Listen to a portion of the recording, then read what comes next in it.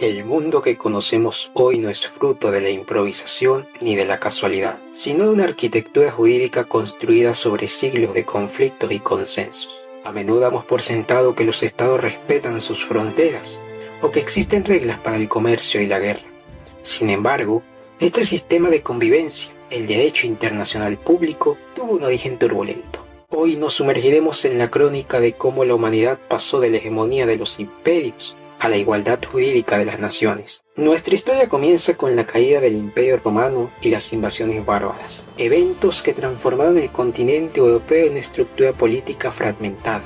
En este escenario surgió una competencia por el poder entre los señores feudales y diversos grupos que buscaban consolidarse como los herederos legítimos del legado romano, con el objetivo central de concentrar la suma del poder público bajo una soberanía unificada. A partir del siglo XI, esta tensión institucional se intensificó entre dos figuras fundamentales: el Sacro Imperio Romano Germánico, cuya pretensión se basaba en la continuidad política y el ejercicio del mando territorial, y el Papado, que tras asumir la defensa de Roma durante el desplazamiento del imperio hacia Oriente, aspiraba a ejercer una soberanía integral que abarcara tanto la jurisdicción espiritual como la autoridad terrenal. Este periodo se caracterizó por un sistema de jerarquías verticales, donde la independencia estatal era inexistente, una disputa entre el poder secular y el eclesiástico que no solo definió el orden social de la época, sino que sentó las bases de los conflictos que siglos más tarde darían paso al Estado moderno.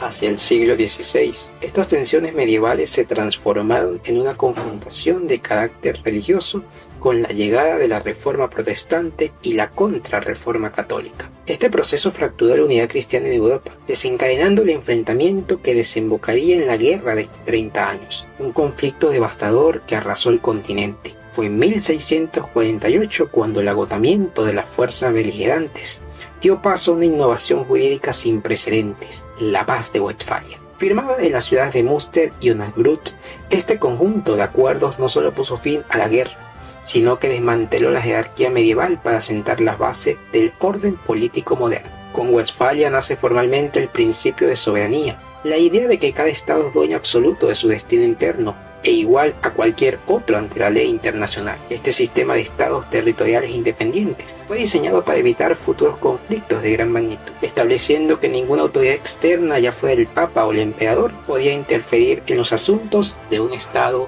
soberano. Sin embargo, este ideal de igualdad pronto se enfrentaría a la realidad del poder. En 1815, tras la derrota de Napoleón, el Congreso de Viena intentó restaurar el equilibrio europeo mediante alianzas dinásticas.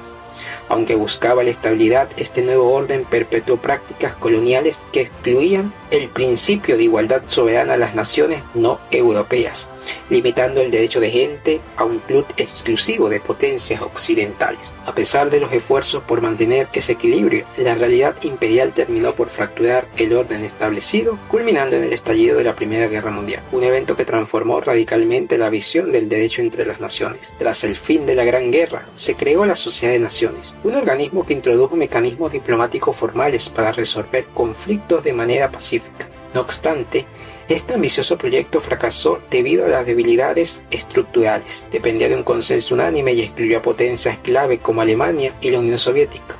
Este periodo evidenció una profunda dicotomía. Mientras se proclamaba un ideal de igualdad, la realidad seguía siendo imperial, donde solo los estados considerados civilizados eran sujetos plenos de derechos. El sistema seguía siendo un club selecto, preparando el escenario para una reestructuración aún más profunda. Tras el fracaso de estos intentos, el fin de la Segunda Guerra Mundial marcó el nacimiento de un nuevo paradigma con la creación de las Naciones Unidas en 1945, que universalizó el principio de igualdad soberana e integró a los estados descolonizados de Asia, África y América Latina. La Carta de la ONU consagró pilares como la prohibición del uso de la fuerza y el derecho a la autodeterminación, base de la independencia de las colonias. No obstante, este orden también institucionalizó asimetrías a través del poder de veto en el Consejo de Seguridad. Este sistema fue puesto a prueba durante la Guerra Fría, polarizándose entre bloques antagónicos: Occidente promoviendo los derechos humanos y el libre mercado, y el bloque socialista priorizando la soberanía, la no injerencia, y en ese contexto la Corte Internacional de Justicia ganó relevancia